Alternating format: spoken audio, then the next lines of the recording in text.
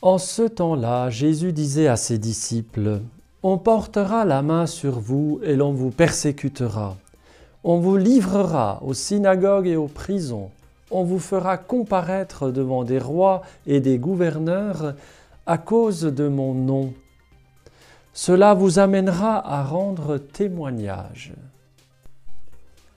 Mettez-vous donc dans l'esprit que vous n'avez pas à vous préoccuper de votre défense.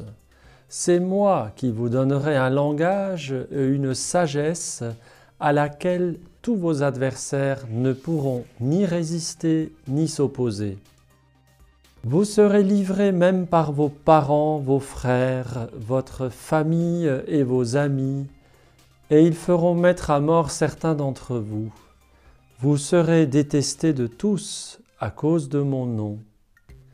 Mais pas un cheveu de votre tête ne sera perdu. C'est par votre persévérance que vous garderez votre vie. »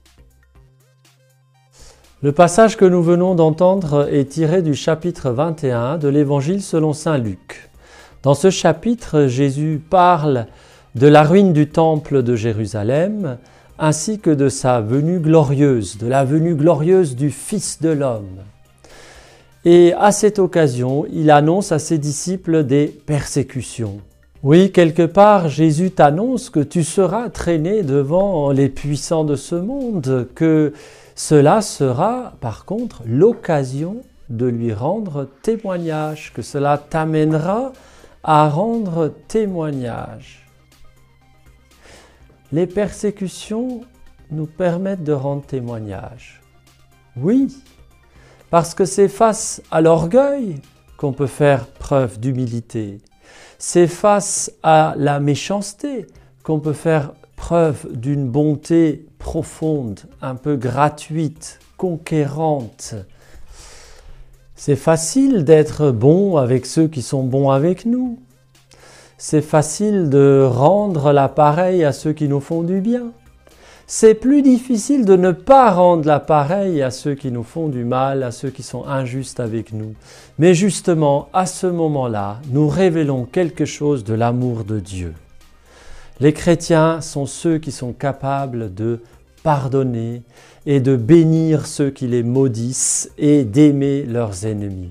Parce que je veux du bien à celui qui aujourd'hui, pour une raison X ou Y, me fait du mal, eh bien je lui veux du bien. Je veux qu'il soit éclairé par l'Esprit Saint, que le Seigneur le conduise au repentir, à la conversion, et qu'un jour il puisse jouir avec moi du royaume de Dieu dans la vision béatifique. Oui, je le veux. Eh bien, la persécution nous emmène, si nous nous laissons inspirer par l'Esprit Saint, si nous donnons pas un discours conçu par le vieil homme, préparé d'avance, mais un discours conçu dans l'union entre l'Esprit Saint et notre cœur. À ce moment-là, notre parole, elle est porteuse de l'amour de Dieu, elle est révélatrice du royaume.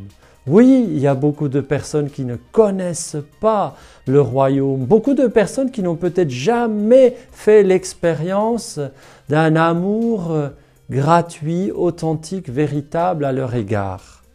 Toujours, c'était des relations où l'un cherchait à profiter de l'autre, ou des relations où on retire du plaisir de l'autre, mais jamais cet amour de bonté divine. Alors nous avons l'aspiration, nous avons quelque part la prétention, le désir d'être sacrement signe et instrument de l'amour de Dieu. Mais c'est difficile. Eh bien, les persécutions nous y amènent. Les persécutions nous en donnent l'occasion. Elles nous permettent d'accoucher cet amour divin qui sommeille en nous. Et quand on s'embourgeoise, quand c'est trop facile, quand c'est le train-train quotidien, ben ça ne devient pas toujours visible. Et dans toute cette persécution, eh bien, il n'y aura pas un cheveu qui sera perdu. Pas un cheveu de ta tête ne sera perdu.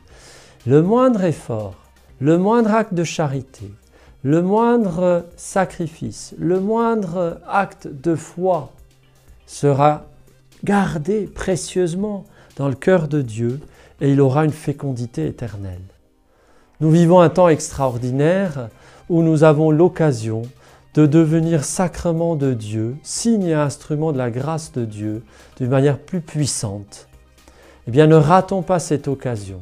Seigneur, Esprit Saint, sans toi, nous ne pouvons rien faire. Sans toi, Jésus, je ne peux rien faire. Mais avec ta grâce, avec la force de ton Esprit Saint, Seigneur, je veux être témoin, instrument, canal, parole, haut-parleur de ton évangile, de ta parole, de ton amour. Je sais que je peux y arriver avec ta grâce et je te remercie pour les circonstances que tu me donnes aujourd'hui et qui me conduiront à te rendre témoignage.